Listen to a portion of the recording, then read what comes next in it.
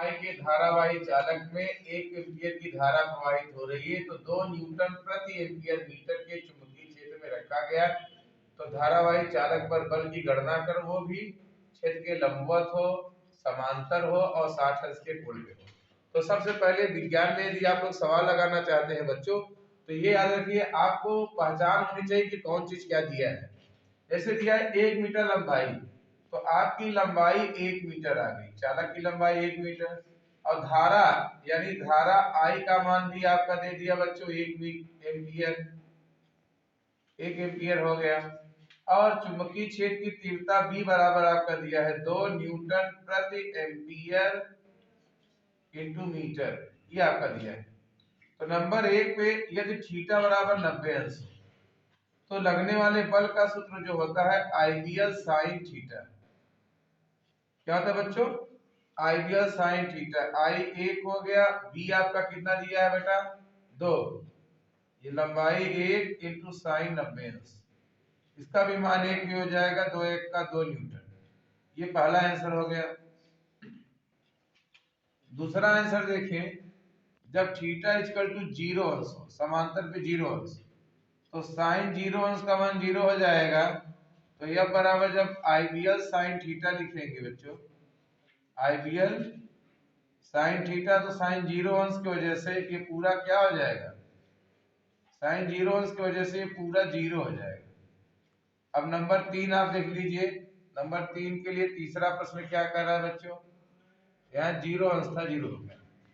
तीसरा क्या कर रहा है, जब थीटा बराबर 60 अंश हो, तो साइन 60 अंश का मान कितना होगा, अंडर रूट 3/2, याद रखिए इतना रखेंगे भी, यह बराबर आइडियल साइन 60 अंश हो जाएगा, 1 into 2 into 1 into under root 3/2, 2 से 2 कट गया बच्चों, अंडर रूट 3 न्यूटन कहिए या 1.732 न्यूटन, ये आपका बच्चों आ गया आंसर। समझ गए? अब चलते हैं दूसरी सवाल पर। देखिए, एक इलेक्ट्रॉन 1200 न्यूटन प्रति एम्पीयर मीटर के चुंबकीय क्षेत्र में 2 × 10⁴ मीटर प्रति सेकंड के वेग से प्रवेश करता है। तो इलेक्ट्रॉन पर लगने वाले बल की गणना करिए। बल भी इसमें वही है बेटा, क्षेत्र के लंबवत है, क्षेत्र के समांतर है, क्षेत्र के 30 अंश का कोण बनाते हुए। तो एक इलेक्ट्रॉन 1200 न्यूटन प्रति एम्पीयर मीटर के चुंबकीय क्षेत्र में 2 × 10⁴ मीटर प्रति सेकंड के वेग से प्रवेश करता है। इलेक्ट्रॉन पर लगने वाले बल की गणना करो।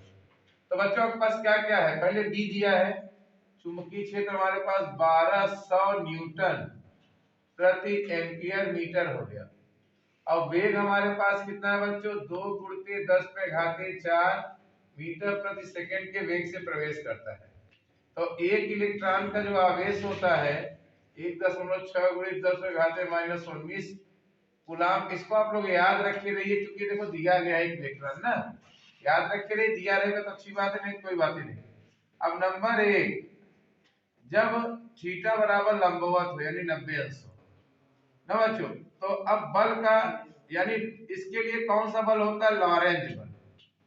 कौन से बल के लिए होता है, गति के लिए लॉरेंज बल होता है। समझिए बच्चों, तो लॉरेंज बल यह बराबर होता है QVB sin थीटा। क्या होता है बच्चों, तो 1.6 × 10⁻⁻19 वेग 2 × 10⁴ और ये 1200 हो गया और साइन 90 अंश। अब देखिए 16 दूना 32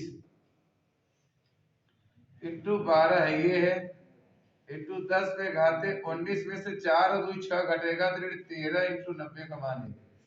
अब 12 गुणा कर दीजिए, 12 दूना 24, 12 दूना 24 और 12 तिहाई 36, 36 2 38, तो एक अंक दशमलव लग गया, 38.4 गुणते 10⁻13 न्यूटन, ये आपका आंसर हो गया बच्चों।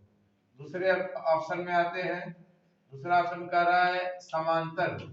समांतर होने पर थीटा बराबर 0 अंश, तो साइन 0 अंश का मान 0, तो लगने वाला बल जो होता है बच्चों आपका इसमें क्या होगा, QVB साइन थीटा, गति के लिए है ना, तो ये 0 आ जाएगा। क्या आ जाएगा, 0। अब तीसरे में आते हैं, थीटा बराबर 30 अंश, तो साइन 30 अंश का मान कितना होगा बच्चों, 1/2, तो यह बराबर क्या हो जाएगा, QVB साइन 30 अंश। मान चलिए रखिए QVB का मान आप लोगों के सामने आ ही चुका है, कितना आया बच्चों, चलिए रख देते हैं फिर से 1.6 गुणित 10 पे घात 19 और 2 गुणित 10 पे घात 4 इंटू 1200 और साइन 30 अंश का मान 1/2। दो से 2 चलो गया घर, 1.6 में 12 का गुणा करो इंटू 10 पे घात 13 न्यूटन इतना बच रहा है। कैसे, 2 जीरो ही 4 2 6 जीरो कट जाएगा 19 में से, 12 छंग 72 का ही 2, क्या 16 दूना 32 दूनी आंसर है 16 का 16 3 19, तो एक अंक में 19.2 गुणित 10 पे घात 13 न्यूटन। समझ गए बच्चों। अगर आपको ऐसे ही और अधिक अच्छे प्रश्न चाहिए कक्षा 10 के, तो आप लोग चौरसिया गुरुजी 21-23 को सब्सक्राइब कर लें और लाइक करें और ज्यादा ज्यादा लोगों को शेयर करें। और प्ले लिस्ट में जाके कक्षा 10 के जितने भी हो, चाहे मैथ हो, फिजिक्स हो, केमिस्ट्री हो, इंग्लिश हो, सभी के अच्छे अच्छे आपको प्रश्न मिलेंगे। और जरूर से जरूर लोगों को शेयर करिए, सब्सक्राइब जरूर करिए।